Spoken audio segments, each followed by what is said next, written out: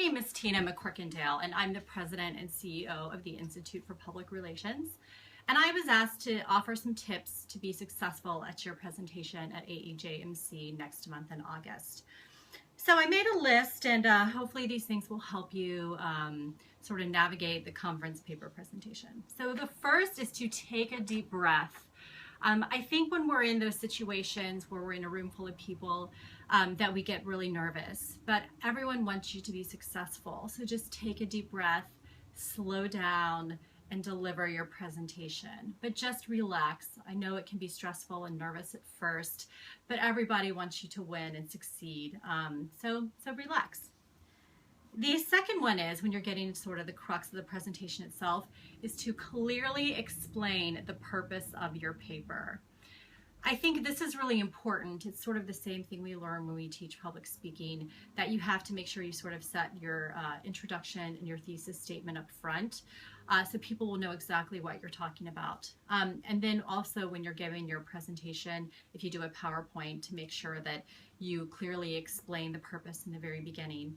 And just a couple other tips with PowerPoints: make sure your pages or your slides aren't very text heavy. And you also want to make sure that if you're using something online, that you're not sort of whipping through your presentations, which can make people nauseated. The next tip I want to give you is to keep your literature review brief. So one of the reasons why your paper was accepted to be presented at the conference was for more of the methodology and the results and conclusion and what you're finding. The literature review, while very important to have a basis for the paper, can really sort of is what I would suggest people go to as a reference if they want more information. Other than that, you may want to give just one brief slide to say, here's sort of the theoretical background and the purpose of why I came up with this. But keep that brief, because people really wanted to listen to your methodology and what you did and found, rather than sort of setting it up as much. So when you're getting into your method section and where you're going, make sure you explain your sample and method very clearly. So this is really important, because how people judge both the validity of the research and how strong it is and how much statistical power it has will depend on your sample, right? I mean, did you use a student sample? What was your sample size? Because that directly relates, if you're doing a quantitative study, to your margin of error and how confident you can be that the results actually match the population that you're sampling. So that's very, very important. So make sure you go through all those key points.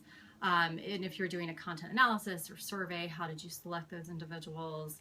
What sort of basis did you use for your operational definitions and all those fun things? The other thing I will tell you, so after you do your method and you present your results in a very easy to understand way, because while it's really great for SEM to have the model, but you also have to remember that not everybody has that quantitative mindset. What I will also suggest is what is very important for me as an academician and a researcher, and also with the Institute, is to answer the question, so what, right? To me, that's one of the most important things you can do. So think about, okay, well, I found this thing, so how could a practitioner or professional integrate this into their day-to-day?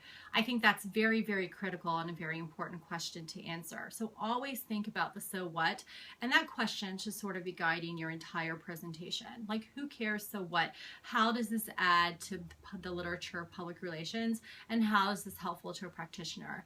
And that's usually one of the evaluation criteria anyway for why your paper was accepted in the first place. The other thing I will tell you is to practice, practice, practice, practice. Practicing helps to give you confidence in your presentation, and it also helps with the time, because what really, I know it really upsets people, is if you have a limited period of time, like they tell you have 12 minutes to do your presentation, and then at minute 8, you haven't even got to your methodology section. It's frustrating, I know, for the presenter itself, but it's also frustrating for the audience. 12 minutes or 10 minutes or whatever you have flies by extremely fast. So practicing will let you know sort of the time constraints you're under, and then you can sort of adjust accordingly to what you need to do. And the last thing I will tell you, my last tip for success for a presentation, is congratulations. AEJMC is such a competitive conference. So if you've made it to be chosen as one of the papers or the refereed posters sessions or whatever you're doing, high density research session, you should be really, really proud of yourself because it's quite an accomplishment. So what that tells you is that so far your paper was selected as mattering to people and what they need to know to be successful in public relations. So congratulations, have fun, and I hope to see you at AEJMC in San Francisco next month. Thank you.